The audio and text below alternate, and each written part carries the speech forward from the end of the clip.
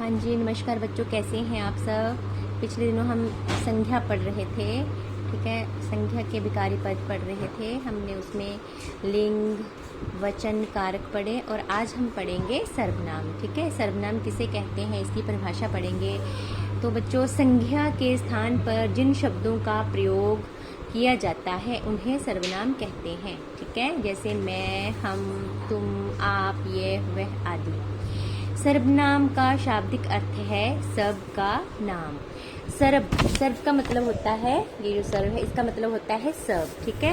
अर्थात जो शब्द सबके नामों के स्थान पर प्रयुक्त होते हैं उन्हें सर्वनाम कहते हैं, ठीक है। सर्वनाम का प्रयोग करके हम एक ही संज्ञा शब्द को बार बार प्रयोग करने से बचते हैं।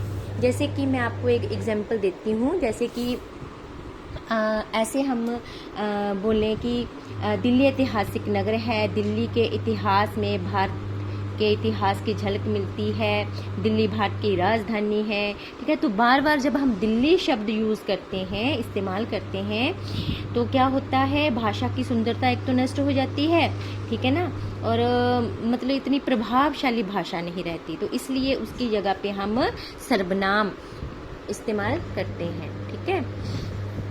आगे हैं सर्वनाम के भेद। सर्वनाम के 6 भेद हैं। कौन कौन से? पुरुषवाचक सर्वनाम, ठीक है। दूसरा है निश्चयवाचक सर्वनाम। तीसरा है अनिश्चयवाचक सर्वनाम। चौथा है प्रश्नवाचक सर्वनाम, ठीक है। पांचवा है निजवाचक सर्वनाम, ठीक है। छठा है संबंधवाचक सर्वनाम। तो बच्चों, इस प्रकार से 6 सर्वनाम है और इन सब के एग्जाम्पल भी अलग अलग है, ठीक है। आज मैं सिर्फ आपको पुरुषवाचक परिभाषा बताऊंगी और इसके बारे में आपको बताऊंगी, ठीक है। पुरुषवाचक सर्वनाम व्यक्तियों के लिए प्रयुक्त किए जाते हैं, ठीक है। इनका प्रयोग 3 रूपों में होता है। वार्तालाप की स्थितियों के अनुसार इनके ये रूप बनते हैं। वार्तालाप करते समय, पहला तो ये है ना कि हम वार्तालाप करते समय बोलने वाले पहले व्यक्ति को वक्ता कहते हैं। ख, जिससे क्या है, ओनी क्या, इनो दुकान पे है, दुकान से ले लो जाके, वो दादू को बोलो, ठीक है।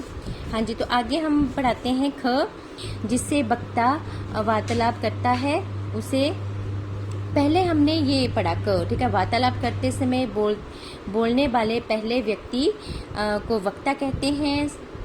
सेकंड है जिससे वक्ता वार्तालाप करता है उसे, जैसे वक्ता जिससे कोई वार्तालाप कर रहा है, किसी के साथ बात कर रहा है, ठीक है, उसे श्रोता कहते हैं। ये दूसरा व्यक्ति होता है, ठीक है ना। वक्ता श्रोता से जिस अन्य व्यक्ति के विषय में वार्तालाप करता है वह तीसरा व्यक्ति होता है, ठीक है ना। इन तीनों स्थितियों के आधार पर पुरुषवाचक सर्वनाम के 3 भेद हैं। जैसे कि मैं अपने बारे में बात कर रही हूँ, ठीक है ना, तो मैं अपने लिए क्या यूज करूँगी, मैं, है ना, ऐसे मैं, मेरा, मुझे, ऐसे मतलब कि। तो अभी हम पढ़ेंगे इसमें उत्तम पुरुष जो होता है उसमें जिन सर्वनाम शब्दों का प्रयोग बोलने वाला अपने लिए करता है, ठीक है ना, जिन सर्वनाम शब्दों का प्रयोग बोलने वाला अपने लिए करता है उसे हम क्या कहते हैं, उत्तम पुरुष कहते हैं। जैसे कि मैं, मेरा, मुझे, हम, हमको, हमारा, ठीक है। सेकेंडली है मध्यम पुरुष, जिन सर्वनाम शब्दों का प्रयोग बोलने वाला सुनने वाले के लिए करता है, ठीक है ना, उसे हम मध्यम पुरुष कहते हैं। जैसे कि तुम, आप, तुमको, आपका, तुम्हारा।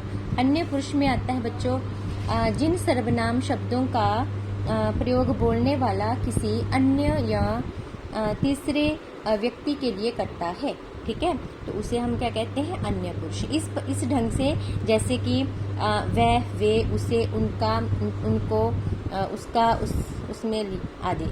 आप अगर एक देखिए, आप निबंध लिखते हैं, चलो आपने मेरा अध्यापक या मेरी सहेली या मेरा प्रिय मित्र लिखते हैं, तो उसमें आप बार बार उस मित्र का नाम नहीं लिखते, है ना। तो वहाँ पे वह, उसका, है ना, उसके, ऐसे शब्दों का प्रयोग करते हैं, तो वही तो है सर्वनाम। ठीक है, अगर आप लोग जब आगे वाला ये पढ़ेंगे ना, इसका टॉपिक जो सारे आगे जो इसके जो है, तो आप अच्छे ढंग से समझ जाएंगे। ठीक है, तो बच्चों ये काम है तो आप लोग कर लेना। ठीक है, ओके, धन्यवाद।